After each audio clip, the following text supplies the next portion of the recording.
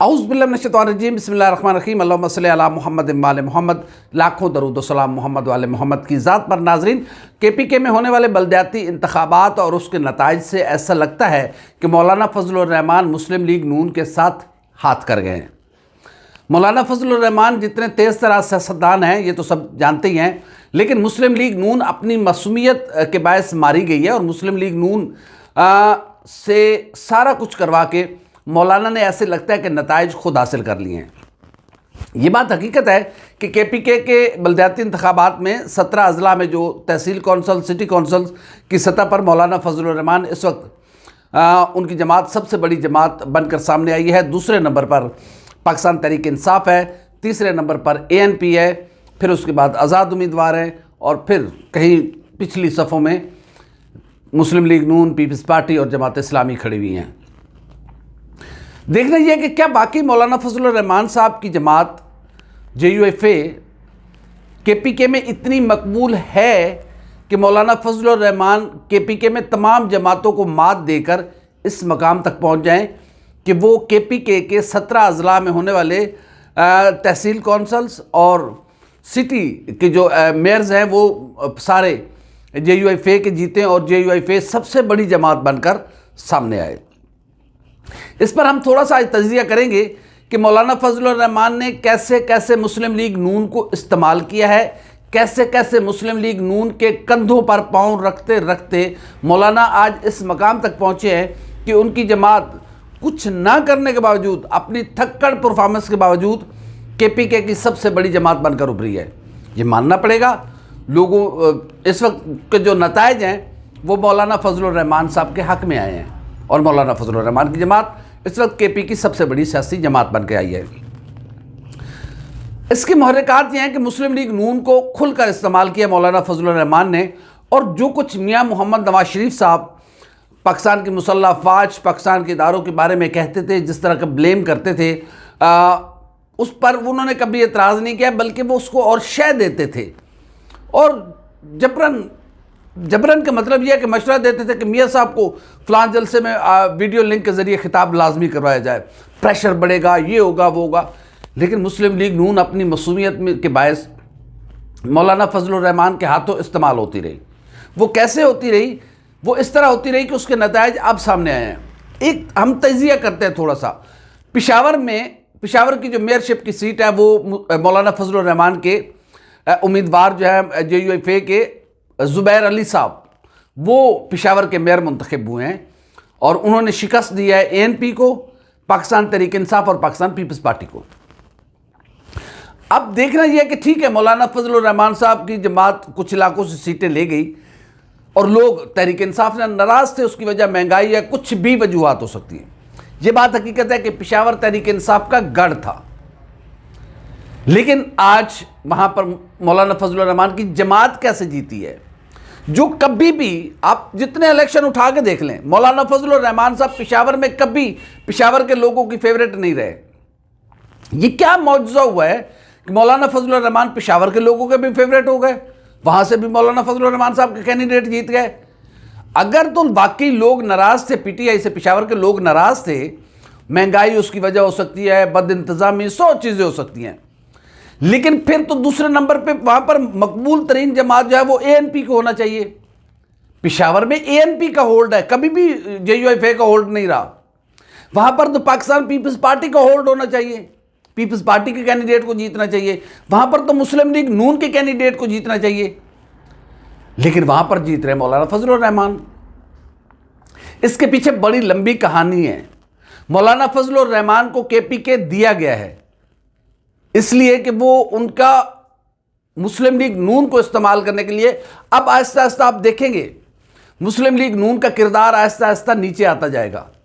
मुस्लिम league नून जहां पर अपना ग्राफ लेकर गई थी वहां से अब नीचे आना शुरू हो जाएगी, क्योंकि मौलाना फजलुर रहमान ने जो कुछ हासिल करना था वो उन्होंने हासिल कर लिया है।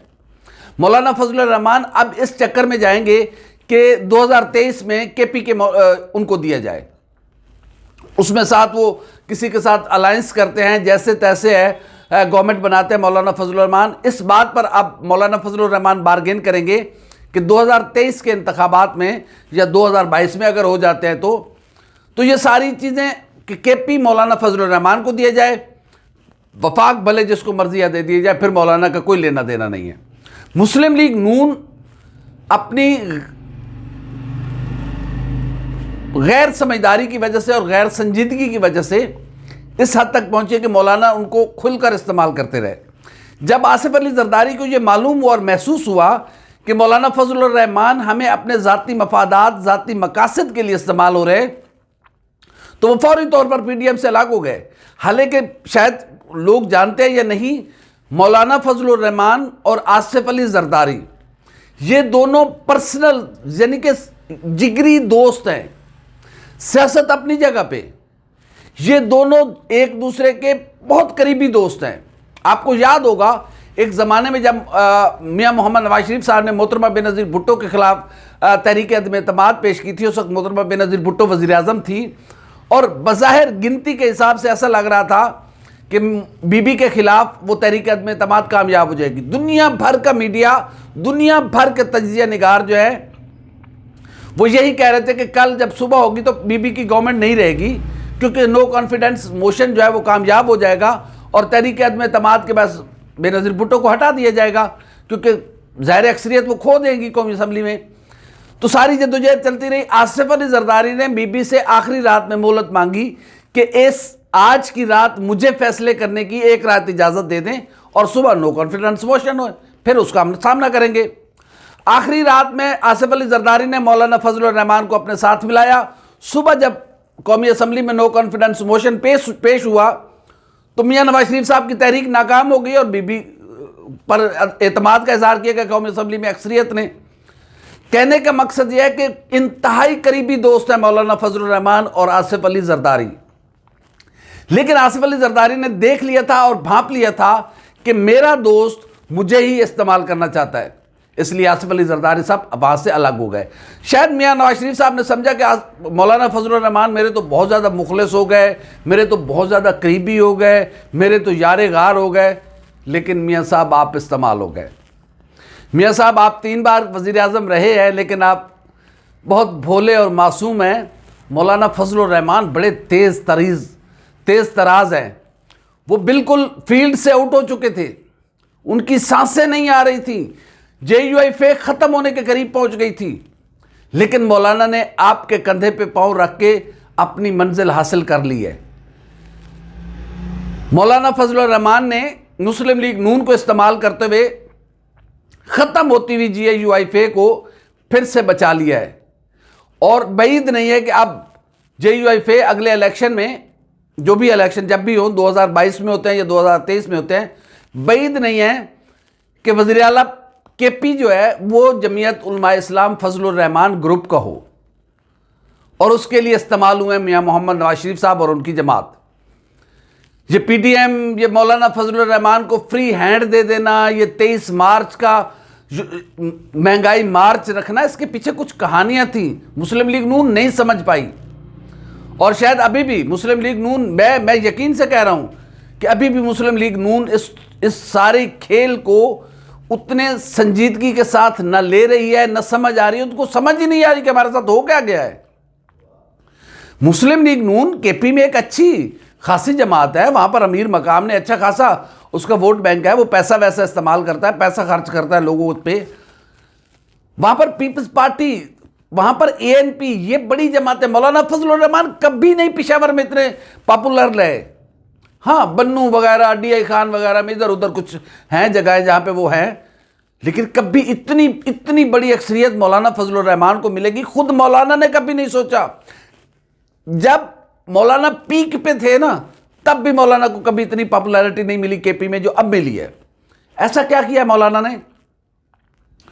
कौन सी इतना बड़ा तीर मारा है कि पेशावर के लोगों ने अपना फैसला ही मौलाना के हक में दे दिया? अगर ये फ्री एंड फेयर तो ठीक है, हमारे यहाँ इलेक्शन ऐसे ही होते हैं, इसको आप इसी को फ्री एंड फेयर समझ के चलते रहे। लेकिन वहां पर पॉपुलर जमातें, पेशावर में ANP है, पाकिस्तान पीपल्स पार्टी है, और तीसरे नंबर पर पाकिस्तान मुस्लिम लीग नून है। पहले नंबर पे PTI हमेशा रही है। जब से ये PTI आई है, इसकी तीसरी टर्म है, PTI वहां पे मजबूत रही है। आप देख ले, 2018 के इंतखाबात में देख लें कितनी सीटें पीटीआई की हैं, एमएनएज और एमपीएस की। लेकिन ठीक है, वो पीटीआई से लोग नाराज थे, उसकी वजह महंगाई है, बहुत सारे फैक्टर्स हो सकते हैं। लेकिन मौलाना से इतने राजी क्यों हो गए? मुस्लिम लीग नून को अपनी अदाओं पे गौर करना होगा। अगर मुस्लिम लीग नून अपनी इसी डगर पर चलती रही, आप लड़ाई हमेशा तरीके से लड़ी जाती है, दीवारों में सर नहीं मारे जाते। तरीके के साथ एक हिकमत का, सियासत हिकमत का नाम है, जज्बात का खेल ये नहीं है। जज्बात का खेल 1 2 दिन 3 दिन 4 दिन 5 दिन का होता है, ये जिंदगी भर की गेम है। आपने इसको टेस्ट मैच के तौर पे लेना होता है, और ये टेस्ट मैच ख़त्म नहीं होता, आप इसमें से रिटायर्ड हार्ट हो जाते हैं। यानी कि जो खुदा सबको ज़िंदगी दे वो इस दुनिया से चला जाता है, लेकिन उसके पीछे फिर उसके आने वाले उसको संभाल लेते हैं। तो ये सारी ज़िंदगी हमेशा, जब तक ये मुल्क है, अल्लाह इस मुल्क को सुबह क़यामत तक आबाद व शाद रखे और कायम व दायम रखे, ये सियासत चलती रहनी है। ये 10 दिन 15 दिन का खेल नहीं है, ये जज्बातियत की गेम नहीं है, ये सोच विचार की गेम है, ये बर्दाश्त की गेम है, और बर्दाश्त के साथ आगे बढ़ा जाए। मुस्लिम लीग नून उम्मीद है मौलाना फजलुर रहमान की चालाकियों से अब कुछ थोड़ा सा सीखेगी। पहली बात तो यह कि अभी ये जो अरस्तु वरस्तु बनते हैं ना मुफ्ते के, इनको समझ ही नहीं आई कि हमारे साथ हुआ क्या है। जब तक मुस्लिम लीग नून को समझ आएगी कि मौलाना ने हमारे साथ किया क्या है, मुस्लिम लीग नून बहुत कुछ खो चुकी होगी, जो उसे पाने के लिए फिर अगले 5 से 10 साल फिर पठान की तरह एक से शुरू करना पड़ेगा। मुस्लिम लीग नून अभी भी वक्त है कि मौलाना फजलुर रहमान से, हमने जब भी प्रोग्राम किया है हमने बताया कि मौलाना फजलुर रहमान से बच के रहें, थोड़ा डिस्टेंस रखें, थोड़ा डिस्टेंस रखें, थोड़ा डिस्टेंस रखें। लेकिन इन्होंने तो मौलाना पे ही सारा कुछ छोड़ दिया कि बस मौलाना ही है जो इमरान खान से हमारी जान छुड़ाएगा। भाई मौलाना अपनी जगह बना रहे थे और मौलाना उसमें कामयाब हो गए। हालिया ट्रांसफ़र पोस्टिंग, वो पिशावर, ये वो सारी कुछ समझ रहे होंगे आप, उसके बावजूद मौलाना जीते हैं। क्यों जीते हैं, कैसे जीते हैं? मुस्लिम लीग नून अपने अदाओं पे गौर करें। हमारी वीडियो आपको कैसी लगी, लाइक करें, कमेंट करें, सब्सक्राइब करें, बेल आइकन के बटन को लाजमी दबाएं ताकि आइंदा जो भी हमारी वीडियो आए वो सबसे पहले आप तक पहुंचे। अल्लाह हाफ़िज़ नासिर।